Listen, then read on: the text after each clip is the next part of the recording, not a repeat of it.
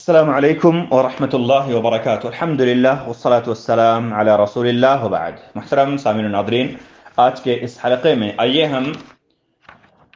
شہید اور مجاہد کے اجر سے متعلق کچھ نصوص سماعت کرتے ہیں اور جانتے ہیں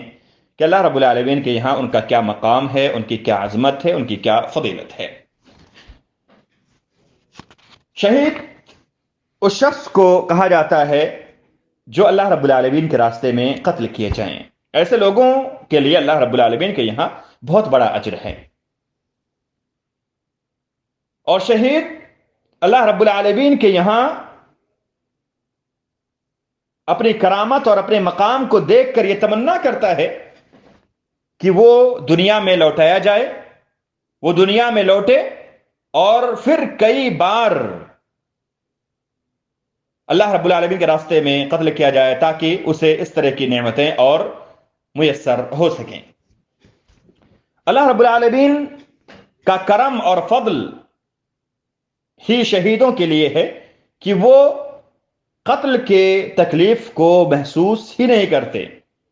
ان کو صرف اتنی ہی تکلیف ہوتی ہے جتنے کسی کو چمٹی لینے سے تکلیف ہوتی ہو، اور یہ اللہ رب العالمین کی طرف سے ان کے اس عمل کے بدلے میں ہے جو وہ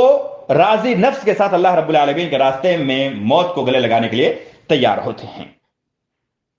میرے بھائیوں، آج کے اس حلقے میں ہمارے سامنے اس موضوع سے متعلق 4 حدیثیں ہیں۔ پہلی حدیث ان میں سے حضرت ابو ہریرہ رضی اللہ تعالیٰ عنہ سے مروی ہے، کہتے ہیں کہ اللہ کے رسول صلی اللہ علیہ وسلم نے فرمایا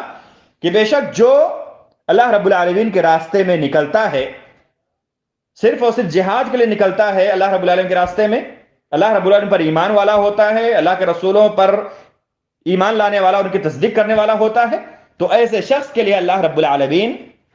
ضامن ہو جاتا ہے۔ اللہ رب العالمین کے اوپر اس کی ذمہ داری ہو جاتی ہے کہ یا تو اللہ رب العالمین سے جنت میں داخل کر دے، یا اللہ رب العالمین اسے اس کے اس گھر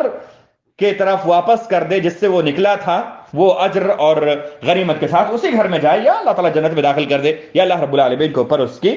ضمانت ہوتی ہے۔ نبی پاک صلی اللہ علیہ وسلم نے فرمایا کہ اس ذات کی قسم جس کے ہاتھ میں میری جان ہے، اللہ رب العالمین کے راستے میں جس کو بھی کوئی زخم پہنچتا ہے تو وہ قیامت کے دن اسی حالت میں آئے گا جس حالت میں اس دن تھا جس دن اس کو زخم لگا تھا۔ اس کا خون جو ہوگا، اس کا رنگ تو خون ہی کا ہوگا، لیکن اس کی خوشبو مسک کی خوشبو کی طرح ہوگی۔ نبی پاک صلی اللہ علیہ وسلم نے آگے فرمایا کہ قسم ہے اس ذات کی جس کے ہاتھ میں محمد صلی اللہ علیہ وسلم کی جان ہے، اگر مسلمانوں پر یہ چیز بھاری نہ ہوتی تو میں کسی بھی سریے سے پیچھے نہیں رہتا۔ اللہ رب العالمین کے راستے میں جو بھی سریہ، جو بھی لشکر روانہ ہوتا، میں اس میں جاتا،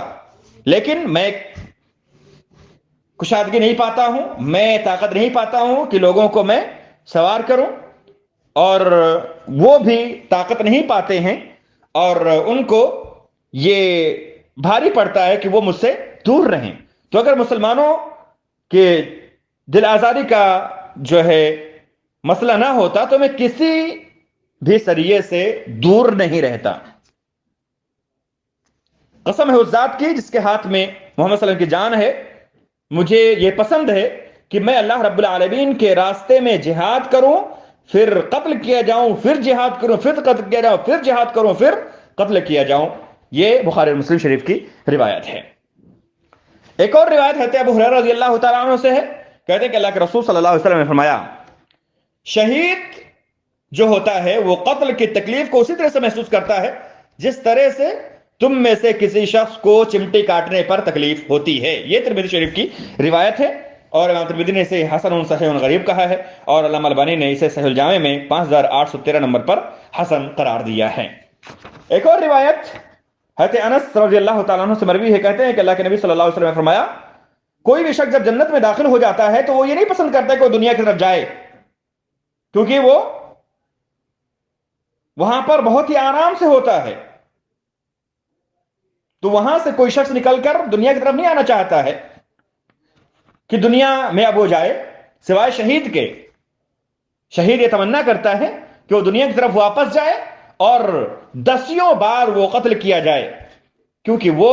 وہاں پر اس عمل کے بدلے بہت بڑے مقام پر فائز ہوتا ہے۔ یہ متفق علیہ روایت ہے۔